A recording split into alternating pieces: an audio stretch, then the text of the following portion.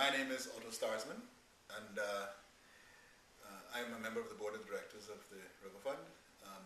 I discovered the River Fund actually by accident, or walking by, and I came in, introduced myself to one of the volunteers here, who was a senior member of the group, and in the course of the conversation I asked whether the organization needs any help, and she explained to me that one of the things that they're trying to work on is getting a card that can be scanned by a barcode scanner for all of the clients that I served. So I told her that I could probably help with that, and then she introduced me to the executive director, and one thing led to another, and I immediately understood what's needed, and since then I've sort of become the de facto IT person for the organization, and we've actually managed to implement a barcode scanning card since then. And so we now produce identity cards for all of our clients with their photograph and a barcode and other information so that it's easier for us to distribute food to them. Most pantries in New York don't have this sort of way to track the service that they're providing to their clients. There are a few who have something similar, or cards are unique in the sense that they're actually ID cards with a photograph, the signature of the person, and can be used as a photo ID in other applications. It's not necessarily only for here. Mm-hmm. They can use it anywhere, and actually many people have joined our pantry just to be able to get access to the card, because there are a lot of people who are undocumented or otherwise, and they have a hard time getting a photo ID card, and so coming here and getting one is a very, very valuable thing for them. For us, it works very much for us. It's very good because it allows us to recognize the people when they come. There's their photograph on it. We can tell whether the person has a large number of children or seniors in the household. That information is actually on the card in a coded form. We can tell whether the person has a disability and therefore should be given preferential treatment without having to wait in line and things like that. And that's also in coded form on the card. So it's if they were to use the card as an ID card somewhere else, other people wouldn't know what those symbols mean. But it's certainly very useful to us, and it enables us to be more efficient in providing appropriate services to the individual. At the moment, we are able to serve almost 100,000 people a year with 2,500 square feet. That is a tremendous achievement.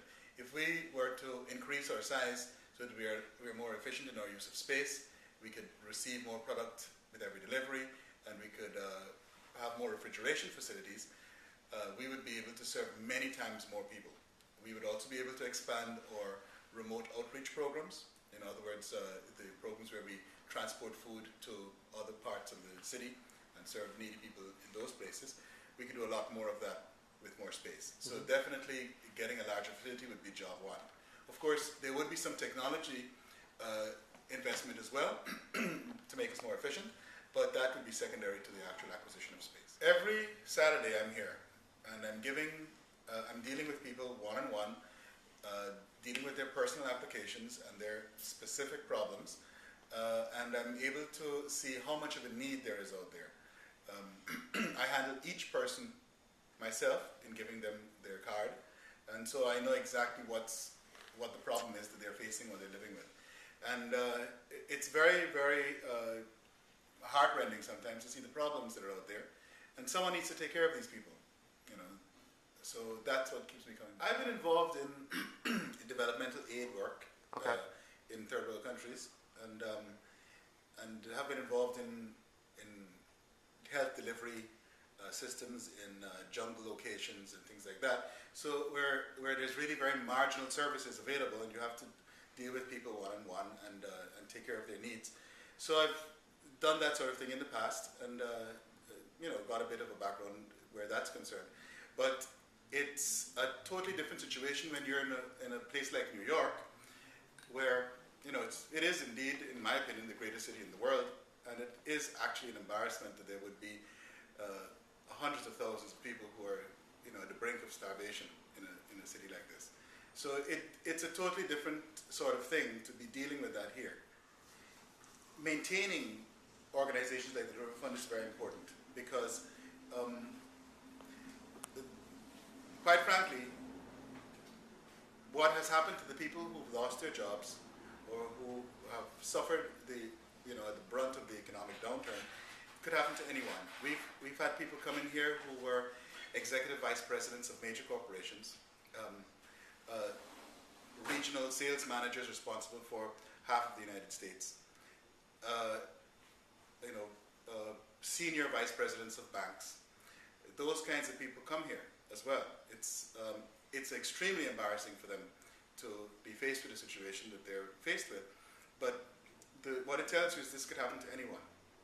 And so if organizations like the River Fund are not maintained with the support of people, either through time and effort or through money, they will fall apart. And who will take care of these people when these things happen?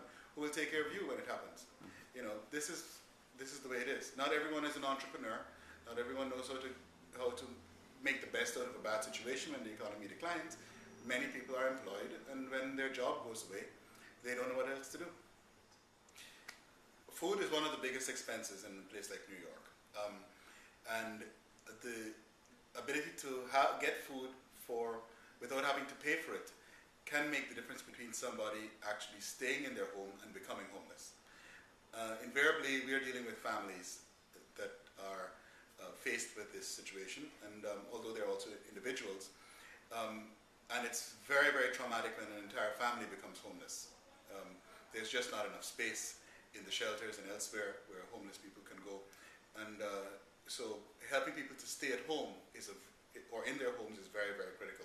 So if they are able to divert more of their income towards paying their rent or their mortgage than to buying food, it makes a big, big difference.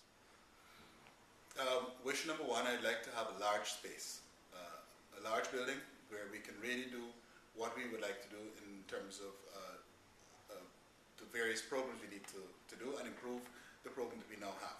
So definitely that would be wish number one. Wish number two would be to have a very solid stock portfolio from which we're able to derive the funding we need to keep our program going. I think that one of the best ways to do this is to have a fixed portfolio that generates enough of a yield every year so that we can take care of our costs without having to go around trying to solicit funds all the time. So that would be definitely wish number two. And I think wish number three would be for us to be able to reach a wider group of people than we are reaching right now. And I think that is something that can be done if we have the other two wishes in place. And reaching those people would involve a number of vehicles and also collaboration with some other agencies that are out there, smaller pantries and other community-based organizations that don't have the ability to do what we do with the same level of technology and so on. I think that we're going to achieve our goals of getting the space we would like to have. We have set a number of goals over the past few months, and we've managed to achieve them so far. We try to be realistic as we plan ahead, and I do think that the three wishes that I just described will be fulfilled within the next 5 years. I think it's definitely possible.